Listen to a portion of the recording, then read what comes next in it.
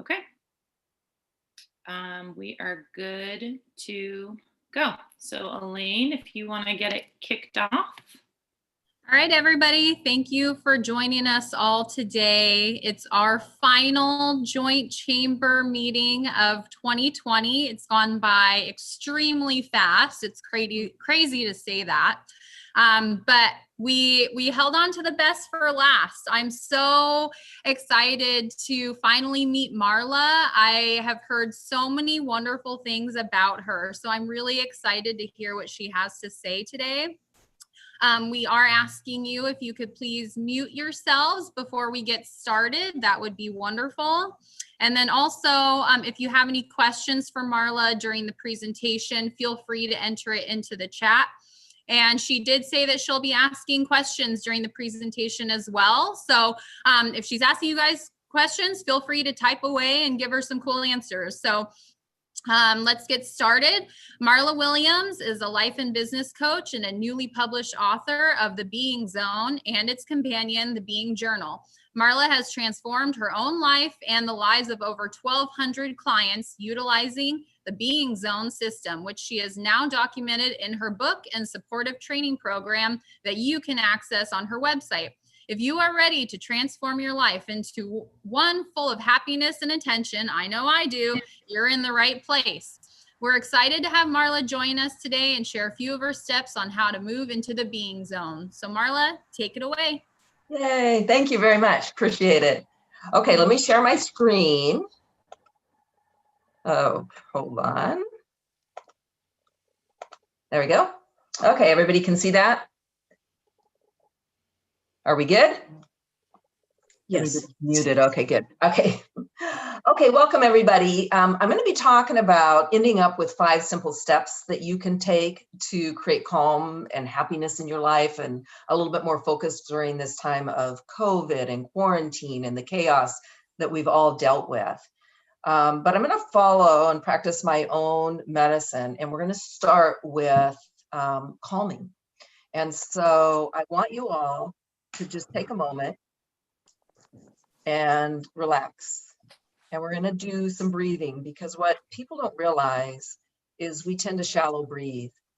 And when we shallow breathe, we are not oxygenating our brain enough. We are increasing our blood pressure, and we are having a more difficult time to deal with life. And so let's just stop and take a deep breath in through your nose and release it through your mouth. And when you breathe in, I want you to take a very, very deep breath and just fill up your entire body. So another deep breath in and release. And I am hearing noises, and so I want to make sure that everybody's muted. Again, take a deep breath in and release. So just breathing in those 3 times, how many of you feel more relaxed? Yeah, probably a lot of you. So now what I want you to do is I want to walk you through a visualization. I want you. Can I interrupt you for 1 second? Sorry, your screen is not sharing, so I don't know if this visualization. So hold on. Yep.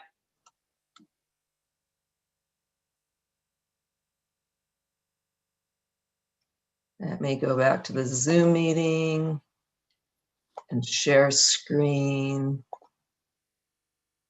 Okay, share screen.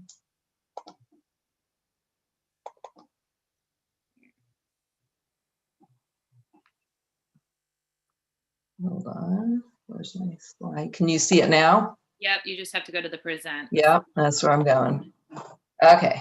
Perfect, thank you. Now there we go.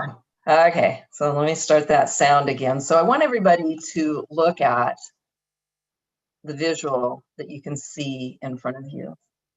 And I want you to go back in time and think about a time in your life where you were sitting maybe on the side of a pond or a stream or a lake, and you felt the calmness of the day, where the water was quiet and you could hear the wildlife, maybe the birds around you. You could smell the smells of nature, whether it's the salt water or flowers or trees. And I just want you to get into this very relaxed, calm place, like you're sitting on the side of that pond right now. When you're able to slow down enough in life to get calm and centered and present, as you are right now through breathing and visualization, it's amazing how much more productive, happy, and powerful you will be in each and every day. So just take one more deep breath. And I want to go into poem. And if I can get this to move. There we go. So here is the questions for you. What is your top priority in life? And everybody has their own priority. So I just want you to pick one of these and then put it into chat. Friends and family, and you can abbreviate. You can put 1, 2, and 3 in the order that they're in. Or friends and family, success and money, or happiness and health. So everybody take a minute and put your answer into chat.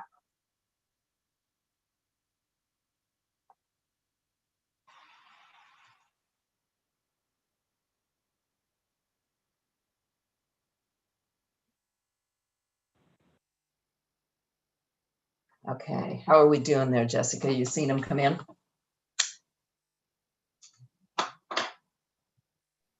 Because Yes, I can't see chat. So I'm seeing them Lots of come. family and friends. okay, good.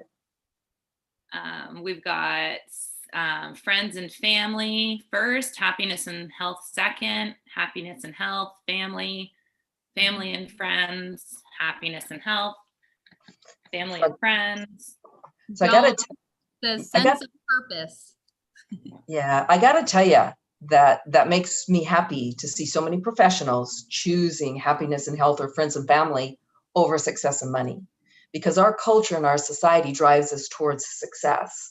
And they have proven it scientifically that money and success and material things don't bring happiness, but internal joy, friends and family, and good health does. And so everybody's answering in the right frame. What's important to know is that the bottom line here is yourself. And if you have health and happiness, then it is easier to support friends and family and have better relationships. And it's easier to have more success and make more money. But if you don't have the happiness and the health to start with, it's more difficult to have the other things. So today we're going to focus on this concept of peace and calm and happiness and health. So moving on, thank you everyone for taking the time to answer that polling question. So moving on, and again, I'm going to start just a movement here, is I grew up in a family of worriers. My mother was a worrier, my grandmother was a worrier, and I came by it naturally. And when I was and sorry, I'm having a problem with my technology here. So when I was faced with difficult times when I was growing up, this worry state would take me into a tailspin. And I was doing it to myself and I never even realized it. I went through my entire life, and my father was a type A. He owned his own company. He was a CPA, worked all kinds of hours. And that's kind of what I believed one needed to do to be successful.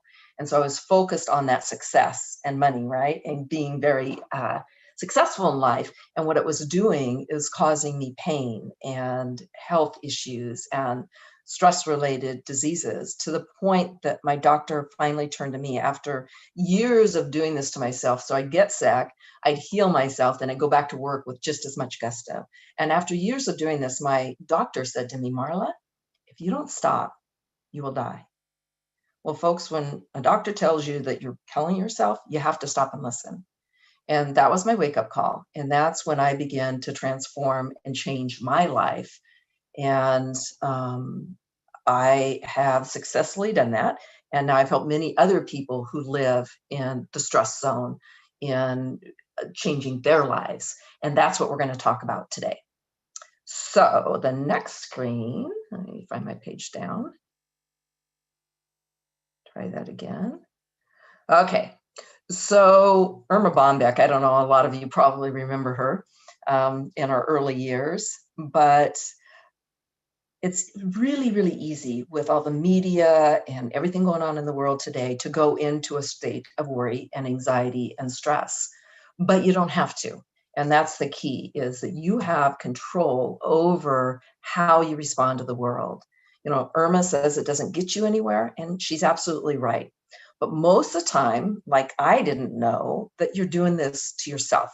And you have to learn to quiet down that voice in your head that starts to go into the negative thought process or go into the rumination and stay focused on, oh my God, how am I going to deal with this? And how am I going to get through Thanksgiving without my family? And all the things that are going on in the world, is we actually have control in how we respond. And it's really important at these times of craziness to be able to step back and actually take control of what's going on. So I'm going to, oh, actually, it's not next.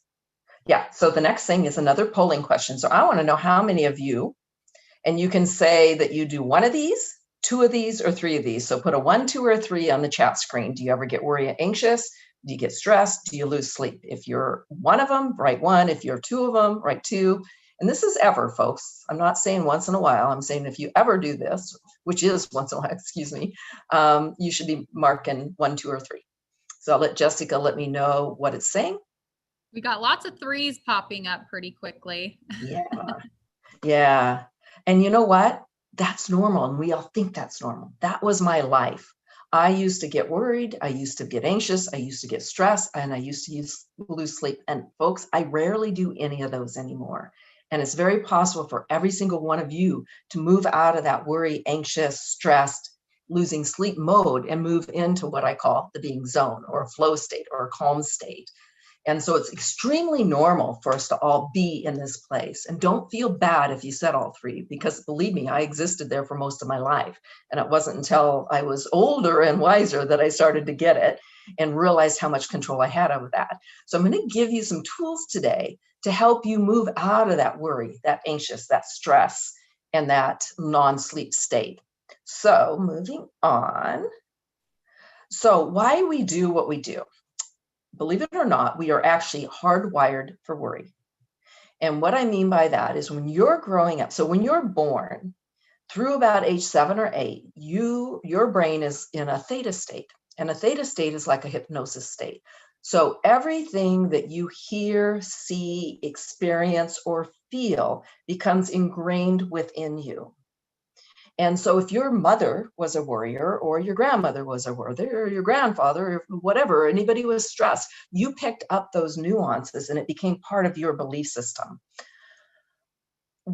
Secondly, all of us have big hearts, and we really, really care about others. And we tend to usually worry more about others than often ourselves. And when you're worried about your kids, or your spouse, or your parents, or anybody in your life that is struggling, that worry is hard to turn off, because there's a legitimate reason for being maybe worried about the person. Maybe the kid is struggling and not being accepted at school. Maybe mom and dad are exposed to COVID. Whatever the case might be, it can send us into this state of worry and stress. So what happens when your head goes into this worry and stress mode, and it just keeps repeating itself, is that it affects your body. So think about it. When you're stressed or worried, what starts happening? Sometimes people clench their jaws. Sometimes people get headaches because they're kind of tightening things in their head. You might get stiff neck or shoulders or tension. You might get upset stomach. Everybody reacts differently, but this worry or the stress starts to affect your body, which in turn, if you keep it long enough, affects your health, which is exactly what happened to me. So when you go into this mode and you keep building it up and you get stressed, not only can you get sick, but it also can send you into a depressed mode. And it's so hardwired in us. It's been with us for a lifetime. But even with that, I changed around age 50, and you can too. No matter how old you are, you can change your life. So according to, let me just move on here. According to an old study by the National Science Foundation, they say we have around 12 to 60,000 thoughts a day, and most of them are repetitive, and most of them are negative. So think about this for a moment.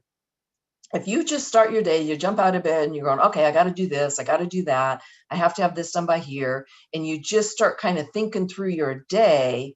And as you're going through your day, a lot of the things that you're doing may be repetitive from what you were dealing with yesterday. And so you're getting those repetitive thoughts.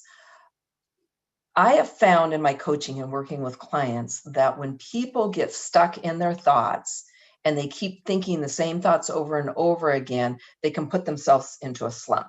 So that's what we're going to deal with. So that's what we're going to take on. So I want to talk first about Dr. Edwin Watkins, who has kind of dedicated his life to people that get stuck in their thoughts and these repetitive thoughts, and calls it rumination. And basically, he says all of his research focuses on depression, repetitive negative thoughts, rumination, and he says that affects our health and well-being.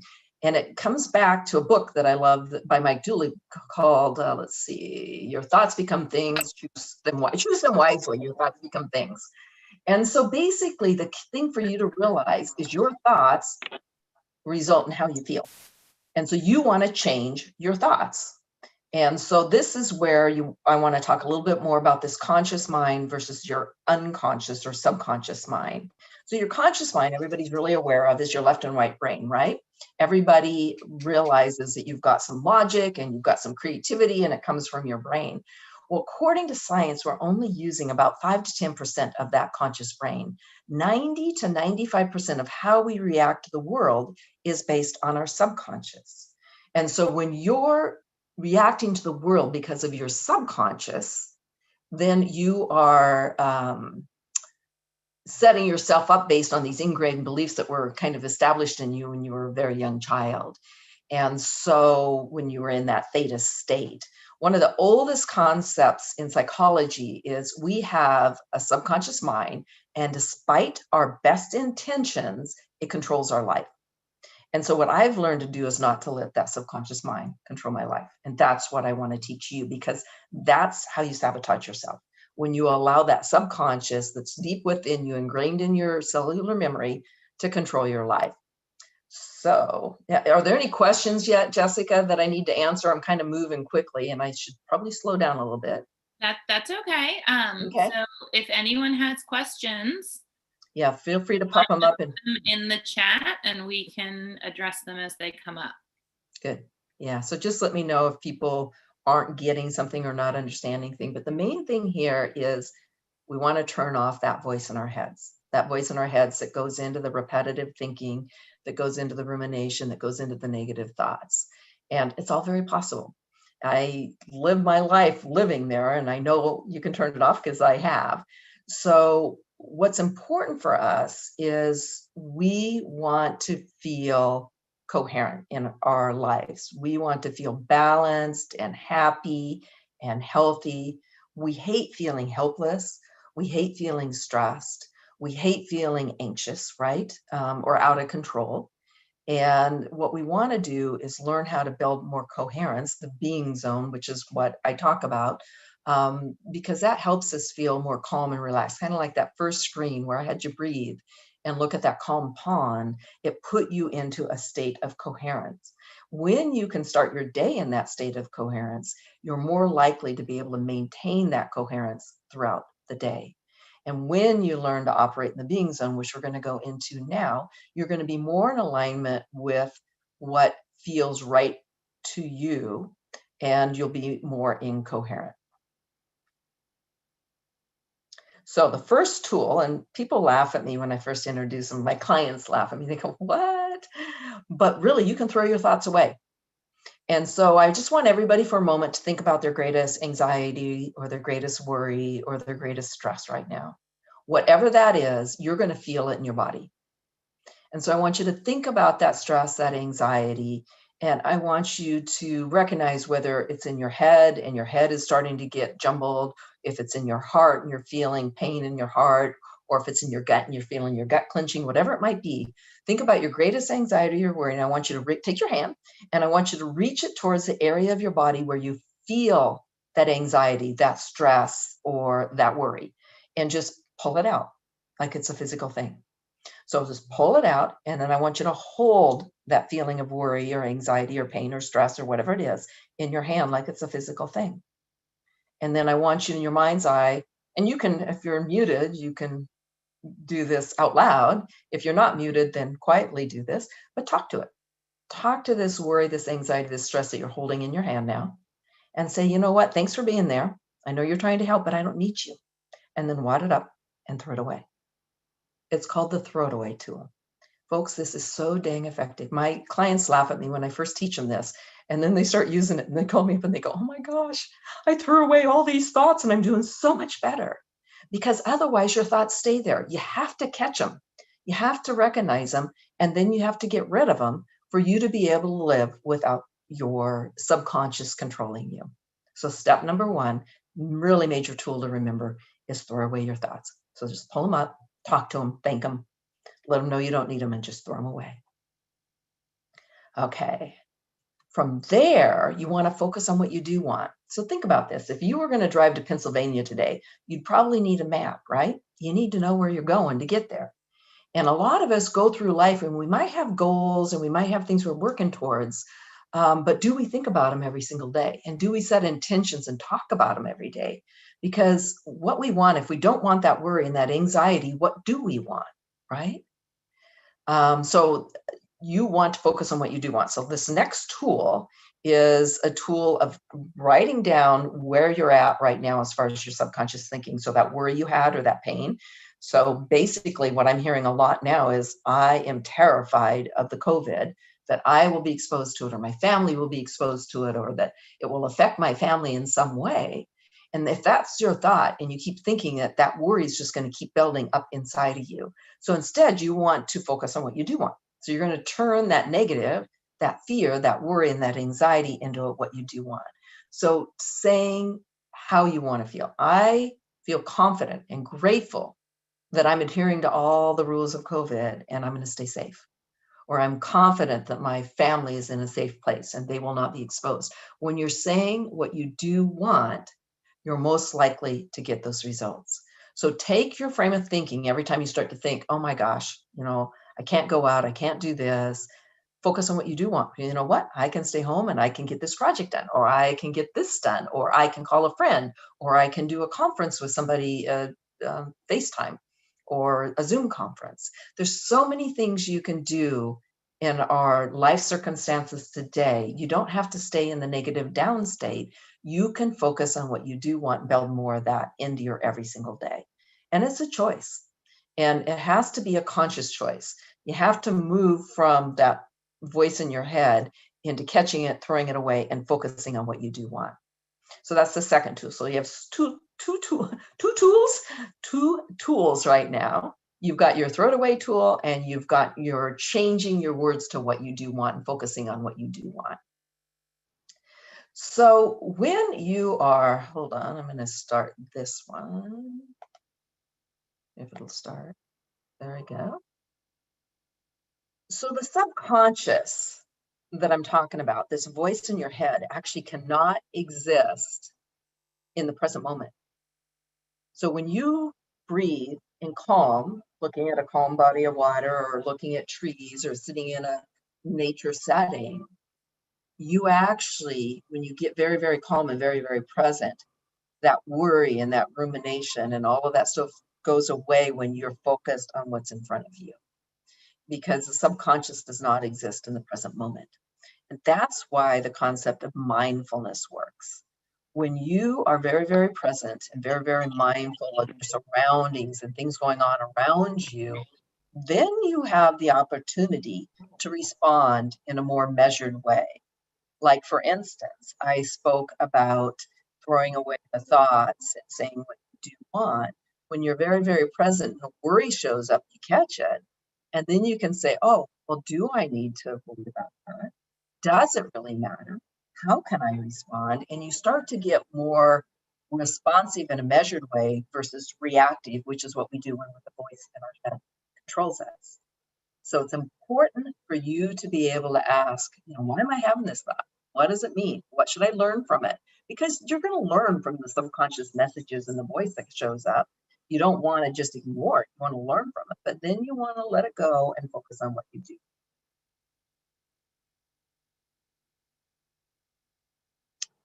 So what I want to talk about next, if I can get this to move, is we have 3 brains. And this is really critical in you moving from a head-based life into a heart-based life, is understanding the 3 brains. Science in Western medicine has always focused on our brain. And like I said, we're only using about 5 to 10% of that. What they have proven now scientifically is these other 2 brains play a major role in our life if we listen to them. But our culture, our society has actually taught us to quiet those and to try to be logical, be practical. Oh, don't wear your feelings on your sleeve. Don't, you're too weak, you're too soft, you're too this. But in reality, listen to your body is going to give you the answers and the direction that you want to follow. And these 3 brains working in concert are the most powerful way to walk through the world. And so let me describe each of the brains. So the heart brain, of course, is in your heart, but it is actually the most powerful brain in your body. And they have measured this through EEGs and proven that it is 60 times more powerful than the brain waves, the heart waves that they're picking up at the heart. And they're saying 60 times more messages go up to the brain than vice versa. And so think about this for a moment. When you're walking through life and something feels good to you, oftentimes you feel it in your heart. Let's just say you see a puppy, or you just had a baby, or your kids had a baby, and just looking at that baby warms your heart. Well, when you listen to your heart in concert with your brain, you're going to be so much more powerful than if you're just operating in that brain. With the subconscious brain, by the way, is in your cerebellum in the back of your head, and that's about 90%. So you're quieting that subconscious brain that's ingrained in you. You're turning on your conscious brain in concert with your heart. Then the gut brain is, there's this all kinds of new scientific research around what's called the vagus nerve. And the vagus nerve is a nerve that runs from your brainstem down to all your organs in your gut. And they're saying 90% of the messages are coming from your gut up to your brain than vice versa. So when you learn to listen to your body, your heart, and your gut brain in concert with your conscious brain, you are going to be right on track. You're going to be so much more powerful, and that little voice in your head starts to fade away because you're no longer listening to it. You're listening to your body, which is about learning to be quiet and existing in the being zone. This is a place where when you listen to your body, you will become calmer and happier and healthier, and everything works a little better in life. So we're going to learn some tools. So here's tool number 3. We're going to learn some tools to help you listen to your body and listen to these other brains. So the first one's the warm heart tool. And I'm going to have everybody take a moment and think about something or some place in their life that really makes their heart happy. It might be a pet. You know how pets love you unconditionally? Babies, when they look at you and they just smile and they just light up, and that just warms your heart. Young children that just idolize you and just listen to your every word. And it might be a place. It might be sitting on the beach, or being on a mountaintop, or on a hike in the woods, someplace that brings you a lot of joy. So when everybody visualize a place, a baby, a person. I usually don't recommend a spouse or a sibling or a child that's older, because they usually come with conditions and judgment, and that can warm your heart maybe for a second, but can also make you cool really fast. So what you're going to do is you're going to think about that baby, that pet, or that place. And I want you to say a truth statement. So we're going to do an easy one. I want everybody to just say, my name is, and so I'll say, my name is. So warm your heart thinking of the baby or the pet or the place. And then say a truth statement. My name is Marla. And you would say, my name is whatever it is. And your heart's going to stay warm. Now keep your heart warm thinking of the baby or the pet. And I want you to say a lie. My name is Jorge. And you can hardly say it usually, or your body cools off, or it feels wrong to say it because it's a lie.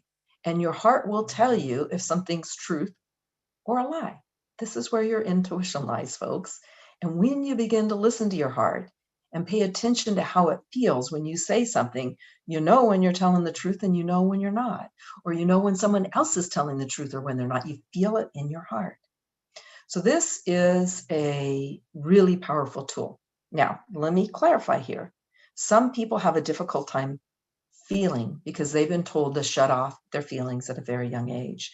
With practice, you can get to the point where you do feel and you do experience something when you warm your heart, and you can warm your heart. In time, mine is so automatic, it's very visceral, and it just jumps right out at me. It just is there. And so with practice and learning to listen to your heart, all of you will get to that stronger point. The next tool is called the sway test. And the sway test is allowing your body, which involves your gut brain. And let me talk about the gut brain for a minute, because it kind of plays a little bit into this. Have you ever walked down a dark road at night and you heard a noise and you felt your gut clench, and you just kind of felt like you shouldn't keep going? Or maybe you heard a noise in the middle of the night and you felt that clenching in your gut, or just before an accident, or maybe you made even a decision based on a gut response to not get on a plane. Whatever the case might be, your gut is very, very powerful, and it's part of your body, and your body tells the truth when you learn to listen to it. And like I said, we were taught to shut it off. So what I want you to do is I want you to now, if you're able to, where you're at and still see the screen and it's comfortable and you're not in a car or anything and you're not driving, I want you to stand up, and I want you to put your feet a little more than hip distance apart. And I want you to drop your hands by your side with your palms facing forward. And your knees are not tight. They're kind of in a relaxed position. They're kind of bent a little bit. And so you're standing in this position. So everybody get up into their stance, your feet a little more than hip distance apart, your hands by your side. And I want you, if I were to come up and push you, you wouldn't fall over very easy because your knees aren't locked and you're in a nice steady stance. So now in this position, I want you to say a truth statement. And I want you to pay attention to what your upper body does, like from your chest up to your head. So everybody just close your eyes so you can really tune into your body and what it's doing. And I want you to say to yourself a truth statement and pay attention to what your body does. So go ahead. So it can be as easy as my name is, or I love the name of the baby, or I love the name of the pet, or I love the name of the place. Try a few different things and just keep paying attention and see if you notice anything with your body. So now let me tell you what you're looking for. When you tell the truth, your body can't help but expand or move into this positive place. So most likely, many of you actually moved, maybe your face came forward, maybe your chest expanded, maybe you felt warm and expansive yourself. But that is truth when you move into truth. Now, let me tell you, about 2% of the population does this backwards. So if you're backwards on this, you're okay. And I've actually only ran into one person that was backwards, and I was like, oh, this is so cool. It's true. There is a backwards. Okay, now we're going to try a false statement. So I want you to say something that's not true. And so maybe if you said you loved your pet, say, I don't like dogs, or I don't like kids, or whatever your false statement is, and pay attention to what your body does when you say a false statement. And it can be make up a name, say you don't like kids, you don't like pets. Most likely your body fell back, or you collapsed a little bit, or you felt a little bit off. Your body got cooled or didn't feel right. So any thoughts on this? Anybody want to comment whether they felt it, whether they moved forward, whether they didn't? Did this work by doing this on Zoom? I felt it. And anyone else who experienced something, if you want to put it in the chat, seeing that is so cool. Cool. Your body's always right. You got to learn to listen to it. We were kind of told not to growing up. Don't be a crybaby, right? Yeah, I have Be someone tough. saying it was minor but apparent. Good. Good. Judy Williams is saying, holy cow, I can't believe how far back I almost fell. I know, right? I have almost fallen on my face before. So I'm with you, Judy. Carol is saying the body always tells the truth. Mm-hmm. Galen is saying move forward with truth thought, felt tense up with non-truth thought. Yeah, there you go. Everybody has a little bit different response and a different reaction. So whatever you felt is right. Don't judge that if you didn't fall way forward or fall way back, that doesn't mean that you're doing it wrong. It just means your body reacts a different way. And when you're in tune to your body, then you know whether it's a truth or false. So this is, again, intuition, folks. When you listen to your heart and you listen to your body and you listen to your gut, you will always make the right decisions in life. And when after throwing away those thoughts and focusing on what you do want and then listening to what you do want by getting the intuition out of your body, it's amazing how your life can transform just with these few simple tools, right? Cool. Thanks for participating, everybody, and for feeding back. And I saw both of you, Jessica and Elaine, both got up and did it. So I'm glad to hear that. Elaine, did you have a response? Yeah, no, that was really cool. I've never had to do that before. I really like that. Yeah. I use it every day, folks. And I actually have clients now who don't feel very much, who can't feel it. They'll call me up and say, will you sway for me? Because I can feel their energy over the phone, which we'll get into a little bit on that in a minute. But I can actually sway and feel for people and help them make decisions. And so people call me and pay me just to have me sway. So you can do this yourself. You can get really good at it yourself. You don't have to call me, but if you want to, you can. So anyway, that's the sway test. And part of that, there's other ones. If you've ever gone to like a chiropractor or a naturopath, they might have you stick your arm out. I can't show it on the screen, your arm out, and they'll put their hand on your arm and they'll ask you questions. And when your arm holds, it's truth. And when your arm drops, it's not. Well, the same thing can be done with finger muscle. And I didn't include this in the presentation because I thought it might be hard. But when you loop your fingers together and put the other one through, this is another way. This is what you can do in a business meeting, Elaine. So if you're trying to make a decision on which way to go in a business meeting, or Jessica, you can do it under the table, which I used to do. And you pull back and forth. You hold it really lightly. When you tell a truth statement, it's going to hold. When you lie, so my name is Marla, I hold. My name is Jorge, and it slips. So that one sometimes takes a little more practice for people to get used to it. But all it is the same thing. It's a muscle test, and your body tells you what's right and what's not. Okay, moving on. Oops, I was on this page.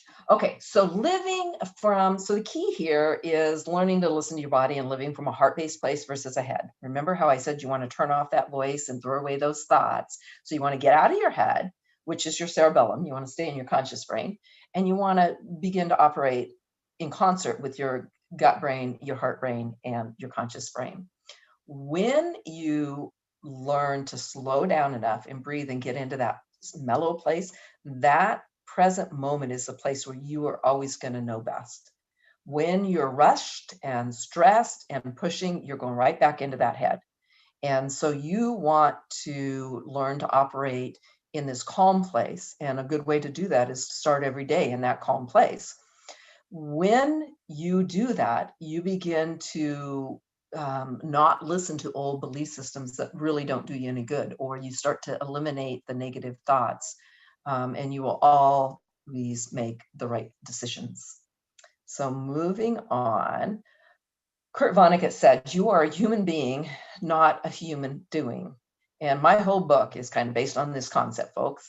The name of my book is The Being Zone, and I teach people all about how to get into the being zone, which is a calm, present place. Because in our society, in our culture today, we have been driven. It's been about money and success, right? And we actually have been encouraged to live in more of what I call a stress state, always on the go and doing things. I think about it. When I was growing up, I spent a lot of time, we grew up on a lake, and I spent a lot of time outside on the lake or in the woods playing and just free for all. Well, as my kids were growing up, it's like, oh, you got to have them in this sport and you got to have them in this because it's going to do them a lot more good. And you start driving your kids to do so many things that it's actually exhausting you too. because, and so COVID's kind of a gift here because you don't have to run and go as much, although a lot of people are driving that online now. But when you're always on the go, you can still be successful. You can still do really well in life without going and doing as much as what our society and our culture tends to want us to do. So what people don't understand, and I didn't understand for years, is the value in being present. Just think about it. I mean, look at this girl's face, right? We rarely stop to just be really present, where you're really in tune to the surroundings around you and you're not preoccupied. So many people walk in the house, flip on the TV, flip on the stereo, start cooking, start doing whatever they need to do. And folks, that isn't a present state. I never turn the TV on except for maybe a Husky game or a Seahawk game. But my husband will turn it on and we'll watch shows from time to time. But basically, it's hard to be really, really present when you have all this noise and stuff going on the outside. I tend to want to spend more time on the beach or in the woods hiking or walking or whatever the case might be. So we tend to, when we live in the doing zone, remember how I talked about that child that lived in this theta state? When you move into the being zone, you live more in that theta state. And when you're in that hypnosis or suggestive state, you can take control of your life. When we're rushed and stressed and trying to do all the time, we live in what's called more of a beta or an alpha or beta brainwave state, where our brainwaves are going a lot faster. And that increases the stress in our body and results in the tension, which results in the illness, which results in the problems, right? And so learning to get out of that doing zone and learning to exist in the being zone is really, really important. So next, in the world of positive psychology, a flow state, I'm going to actually read this. A flow state is known as being in the zone. It's a mental state in which a person performing some activity is fully immersed in the feeling of energized focus, full involvement, and my screen that I was reading just went dead, full involvement and enjoyment in the process of the activity. So the being zone is a flow state, folks. If you, again, look at this beautiful scenery and this calm water, you want to get into this calm, beautiful flow state where you're just really immersed in the feeling of the moment, where you're really got to focus on what you do want. And you're feeling complete and total happiness and joy in that moment, wherever you are and whatever you're doing. It can be in your home, it can be on the beach, it can be on a mountaintop, it can be wherever you want. But the being zone is a state of mind and body. It's a way of existing. It's like people go, what's it like to be in the being zone or to exist in the being zone? So some of my examples are, have you ever gone to Hawaii and you're in a hammock or on a, whatever those things are called that you lay on, and you just feel so relaxed and there's nobody around. It's a quiet beach and you can hear the waves coming in and out. You can smell the tropical flowers. You can feel the wind lightly rustling and the sunlight's filtering through the palm trees. And you're completely and totally aware of everything, the smells, the feels, the touch, the everything, the sounds going on around you. That is the being zone. And, or like if you go to a massage and you're so totally into the massage that you almost fall asleep and you're just walk out of there in such a relaxed state. That's the kind of state you want to operate in daily, is this calmer, relaxed, kind of go with the flow state. It is a place where you calm and quiet that mind and you begin to really just tune into your body and listen to that and make decisions based on that, because that is when you're living in your intuition and in the being zone.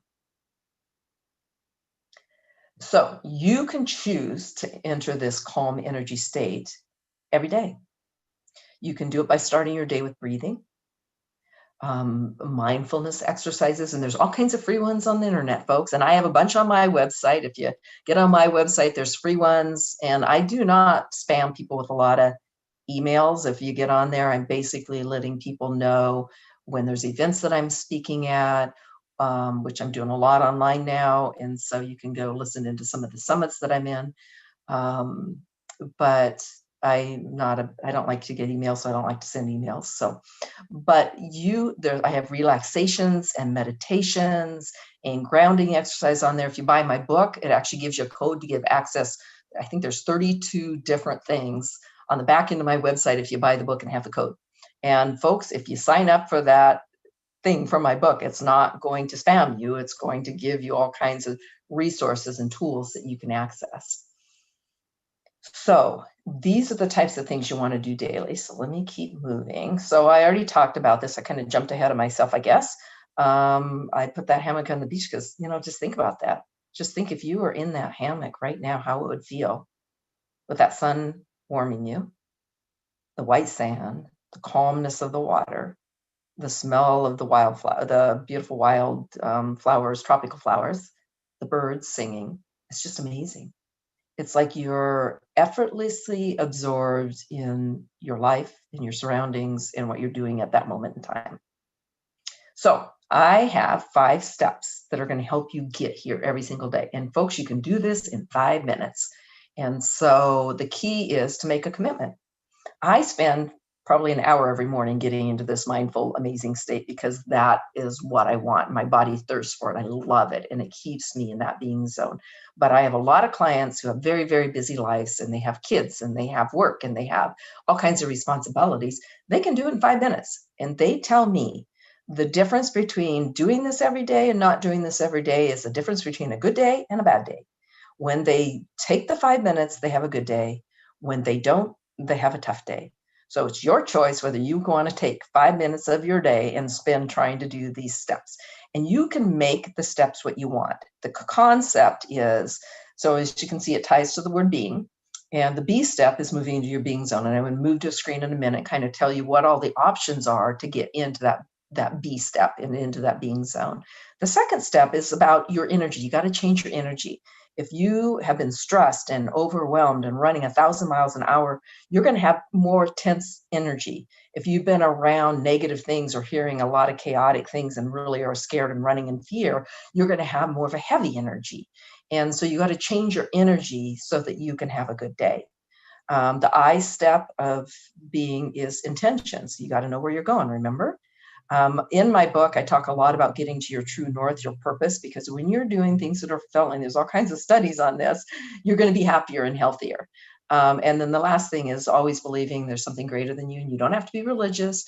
You don't even have to be what I call spiritual. You can trust in something greater than you. And it's up to you what that is.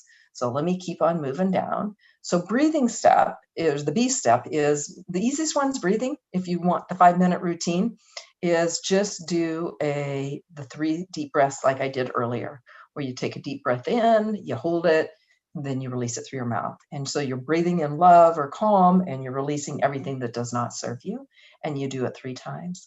I have, like I said, meditations and relaxations on my website that you can access. And those are also, and they're 2 and 3 minute things. So you can, if you have 10 minutes, you might pick up one of those. So the next step, the E step, is energy. So I'm going to walk you through a couple exercises here. And I know that they're taping this. It's going to be on YouTube, so you can go back and practice this by listening to this tape that Jessica's putting together. So what we want to do is when we are tense and worried and stressed and anxious, we tend to tighten, right?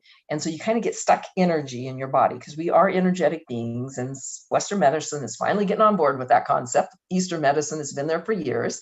So what I want you to do is I want you to just close your eyes for a minute, and I want you to visualize that you have a bubble floating above your head. The type of bubble a child would blow with a bubble machine, right? And inside that bubble is a magnet, and it's the most powerful magnet in the world. So just close your eyes, and I want you to visualize that magnet pulling out of you all the stress, overwhelm, tightness, tension, anything and everything that's not serving you. Just feel it getting sucked right out of you, getting pulled right up. That magnet's so powerful, it's just pulling it up, and that bubble's getting bigger and bigger and darker, and it keeps floating above your head. Just feel it just getting fuller and fuller. It's just getting pulled out of you and pulled out of you. The tightness, the tension, the headache, the neck pain, the jaw pain, the eyes that are tight, the headache. Pull it out and pull it out and pull it out. Just keep pulling it out and pulling it out and pulling it out and pulling it out. Feel it just getting pulled right out of you. And soon you're going to start to feel lighter. Then I want you to just visualize reaching up, touching that bubble, and it's going to float up into the universe and dissipate. And take a deep breath.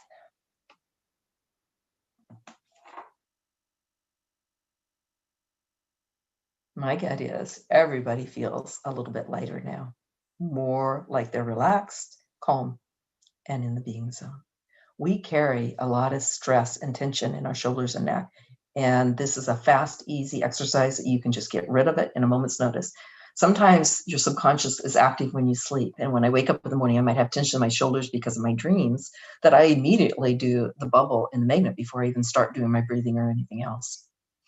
Another one is, so once you pull out the bad energy and the negative energy, and there's different tools for this, and it's in my book, you can bring in good energy. So this is a visualization, and it's actually one that an Olympic athlete that I coached used too. And I was really surprised to hear that they enjoyed this tool. But let me just walk you through that visualization. So once again, I want you to visualize yourself as a tree. You can close your eyes for this if you want. Visualize yourself as a tree standing tall and proud out in your field. And you feel the sun's rays coming down, warming your branches and your leaves. And your branches and your leaves are your head, your neck, your shoulders, and your arms, your hands, your fingers. Feel that sun coming down and just warming all your branches and leaves. And now feel that warmth just flow down into your trunk, which is your body. Feel it flow all the way down your trunk, through your legs, to your feet. And then I want you to feel the roots of your tree flowing out the bottom of your feet into the soft soils of the earth, where they hook into the crystalline layer. And that layer is full of amazing energy. And that energy from the inner part of the earth is flowing back up those roots. Visualize it just coming all the way up, and your feet begin to tingle and warm from that energy. Feel that warmth and that tingling in your feet, and allow it to move up into your calves, up into your thighs, up into your hips. Feel it move all the way up your core, to your neck and your head. Just allow it to move up, and it's okay if it gets stuck. Just keep working it. Visualize it moving all the way up to your head, across your shoulders, down your arms to your fingertips. And then turn up the volume like you turn up a stereo. And allow that buzzing, tingling, warm to just vibrate through your body and calm your entire system, and bringing good energy into you for you to get through your day. And then take a deep breath and come back to reality. Okay. Most likely, most of you felt something. Some of you may have gotten it all the way through, and some of you may not. It doesn't mean anything's wrong with you. It just means it's going to take practice for you to be able to feel at that level. And just know doing these types of visualizations will put you into the being zone and into a calm state, so that you can operate from your heart and your intuition and the being zone moving forward. So again, the third step in being is the I step, which is intentions. And you got to know where you're going to get there. And I always say, if you add gratefuls to it or thankfuls to it, that it makes it even more powerful. And it can be very, very simple intentions. If you don't know exactly who you are, where you're going, or what you're doing, is just say, I'm grateful I'm able to move through this day with ease and grace, or I'm grateful to be able to move through this day with joy. You know, I'm thankful that I'm inspired and happy and healthy today and every day. Because if you keep saying that every day, those kind of words, what you do want, it starts getting ingrained in your memory. And so instead of those subconscious thoughts that you don't want, you start having the conscious thoughts that you do want, right? And so you want to say, and don't have too many. If you have too many, it kind of loses its power. Have one or two, and just say what you do want. I want my day to be happy and healthy and fun. And I know my day, I'm grateful my day is going to be happy, healthy. So you want to say it like it's happening and it's a reality. So that's the I step. The N step has to do with your purpose or your true north. And on that one, a lot of people go, well, I don't know my purpose. I don't know my true north. We all are on Earth. I believe we are all on Earth for a reason. And that when you're following your heart and you're listening to it, you can begin to move towards doing the things in your life, whether it's a career or your personal time, doing the things that are your purpose, that do fill you up, whether it's volunteer work or something else. If you can't make it part of your job because of your situation. My book does have a whole chapter, whole chapter on getting to your purpose, and has all kinds of exercises to kind of help you figure out who you are and what's going to really, really make you happy. But it's really learning when you get out of that head and listen to your heart, you get stronger and stronger in this. So the things that I'm saying are every day is I really am on earth, I know, to help change this world to a better place. And I also give and spread love, because love is where it starts, folks. When we're giving love and authentic love from our hearts and putting it out into the world, people feel it. And that changes your energy and affects theirs too. Then the last step is looking for guidance. And again, you don't have to be religious. You can call it what you want. It doesn't matter to me, but it's just trusting that there's something bigger than you helping you. And I say this, thank you, Source, for deciding where you would have me go, guiding me on what you would have me do, what you would have me say, and to whom. And then I do open-ended, where what does the world need from me right now? How can I best serve? Because it's not about me. It's about the betterment of everybody. And when you say these things and then you sit in that energy and see what shows up, it's amazing what little messages you might get. So folks, those are those 5 steps, those 5 simple steps that I talked about in the very beginning is, the BEING. So the breathing, the energy, the intentions, the north, the true north, and guidance. So, and Jessica, I'm happy to send a PDF with those steps to you to share with the group if you want. Yes, that would be great. And we'll send it out to everyone along with a link to the video as well. Perfect. Okay. Are there any questions right now? People, if you have them, you can put them in the chat. I don't see any at the moment. I'm keeping them too busy. I think everyone's in a very calm. I know, right? Feel a little bit better than hopefully go into Thanksgiving. If you practice this the next couple of days, your Thanksgiving may be more joyful, no matter whether you're with family or not. Yeah. The other big piece of this is what I call happiness boosting activities. They have proven scientifically, again, and I back up everything I'm saying with science, folks. I do all kinds of research and follow a lot of people. But the more you do things that you love, the better you will feel. And so I've listed a few things here, some of my favorite things. I'm not a very good gardener, but I sure try. But I love photography and art and music and nature and yoga and meditation and dance. And when you do things, you might have golf, or your interests may be different. And it doesn't matter what your interests are. But when you do things that make your heart happy, you're going to be happier overall. And so take some time to really think about, what are the things you've always loved to do? And let me give you a little secret here. Most of the things that you love the most, that you come by naturally, you did as a very young child. So you might have loved to color when you were young. You might have loved to climb trees. So that means spend more time in nature. So think back to your childhood and some of your favorite ways to spend your time. And that's going to give you a clue on your favorite activities if you don't know what they are today. But if there are things that you have, make a list. And I do one of these every day, folks. Every single day, without exception, I build in a happiness boosting activity, because it keeps me happy and balanced and invigorated for life. So, so the next thing is this. There's my books, folks. I've got the Being Zone and Companion Journal, which you can buy both on Amazon.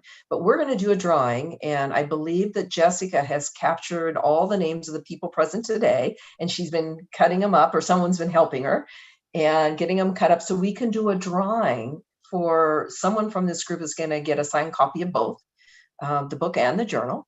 And that I will either drop it off or send it to them, depending on where you are, or you can come pick it up, and I can personalize it for you. So I'll just get your phone number from Jessica and give you a call and find out how we want to exchange this. But it's my gift to you guys for someone to win this, to help one more person get into the Being Zone. So Jessica, are you at a position where you can pull? Okay, you got it? Yeah.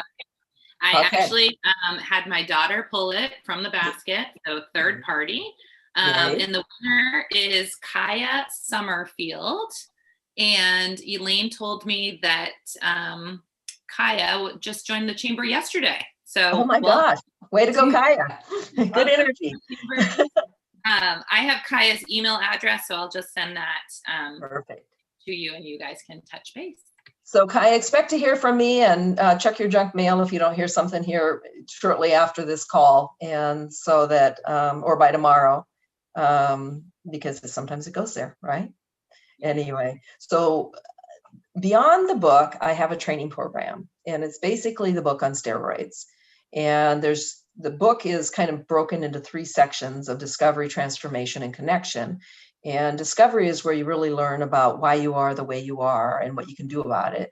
The transformation teaches you the stuff that we kind of went through a lot today, which is learning to listen to your heart, learning to listen to your energy, learning to get out of the doing zone and into the being zone and really figuring out your purpose. And then the final part of the training is the connect, where you're connecting with your energy, you're connecting with the source, and you're implementing your 5 steps and your happiness boosting activities. So this training, you can find it through my website, the www.thebeingzone.com.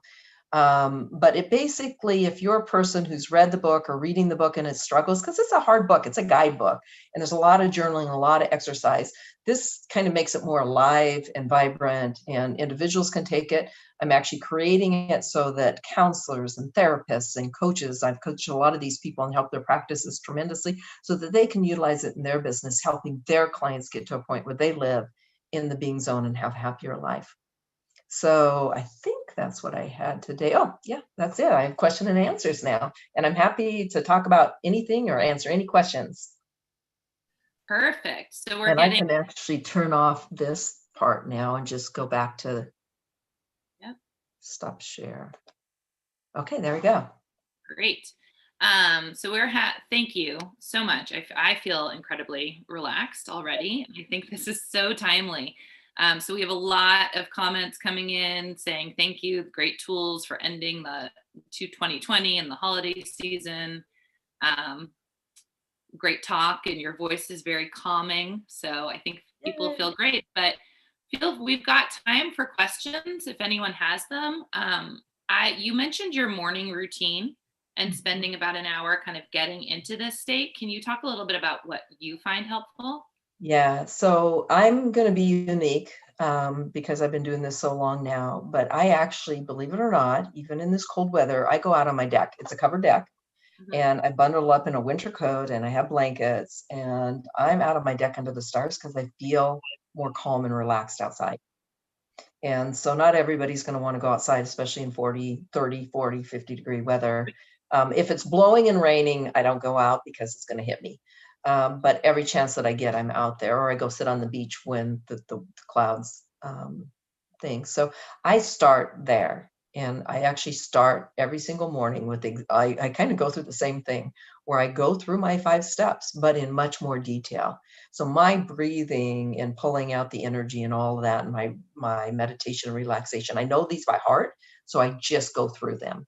You can listen to the recordings on my website, so that if you're new and you're trying to get used to this, you can listen to recordings to get yourself there.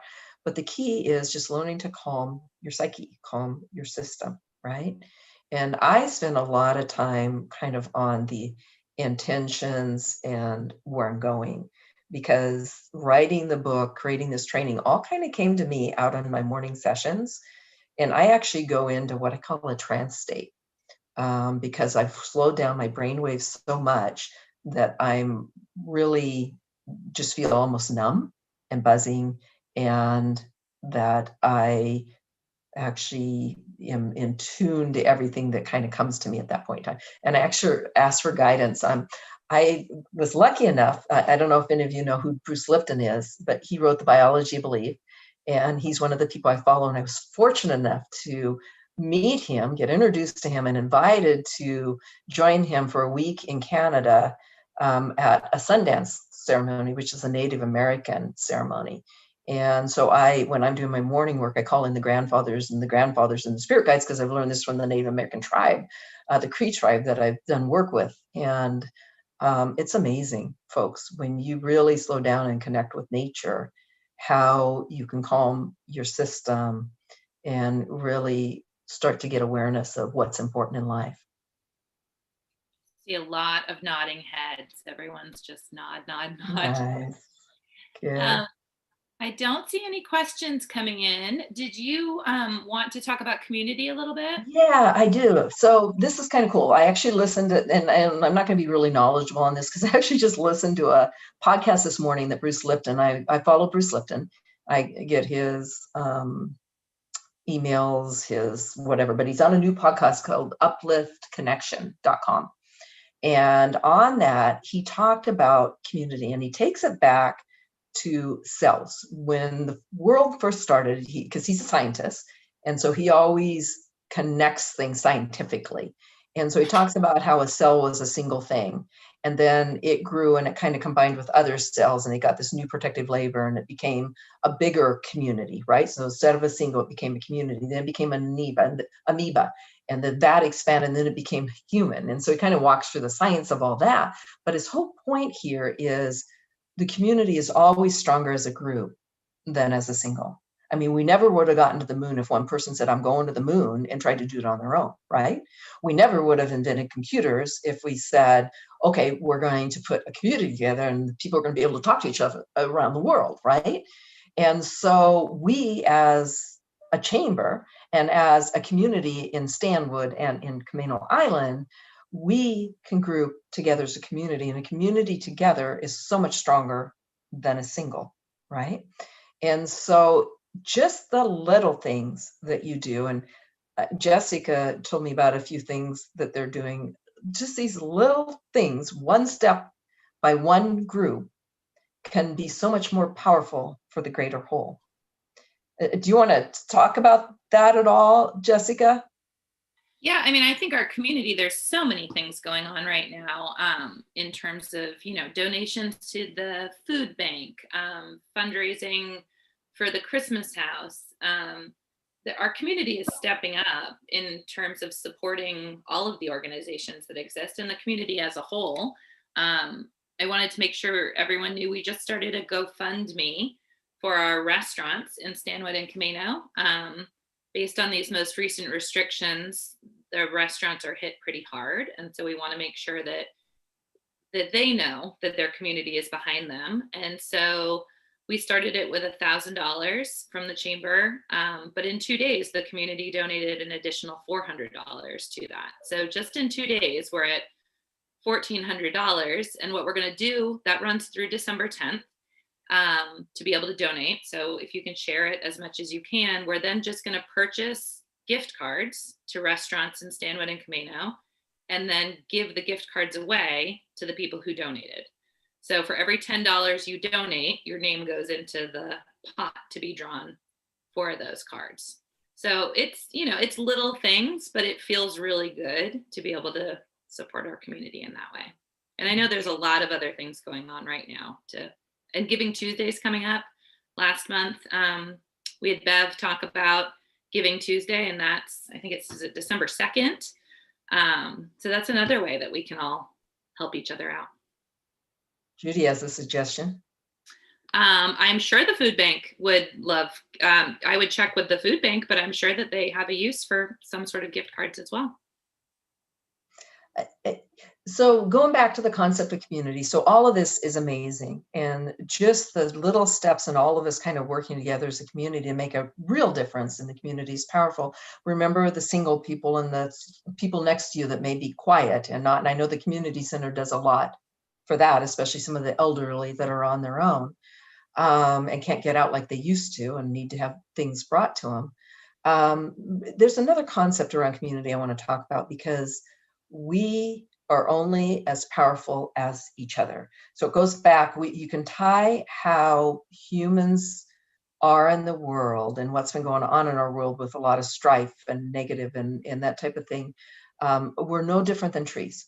So the way the trees work is there's this great amount of fungi and undergrowth between the trees, and they actually communicate to each other and they support each other. They're like family. And if one tree is suffering, the other trees will feed into that tree to help it. Even trees that have been filled, they'll feed into that trunk and keep the trunk alive, which is why other things can grow out of it. And so you've got this whole community in the forest, and this whole, one piece is no greater than the whole. They all take together. That's the same with our community. It takes all of us together, supporting each other in whatever way we can to become the greater whole and become really powerful as a community, as an organization, whatever it might be. But I just find this stuff so fascinating. That might be tied to where I go in my next book, even though I talked a lot in my book about relationships and how important they are, and community. It is really, it's time to take down the barriers and the blocks and the differences of opinions and just work together to make this world of ours a better place. Absolutely. We are stronger together. Yeah.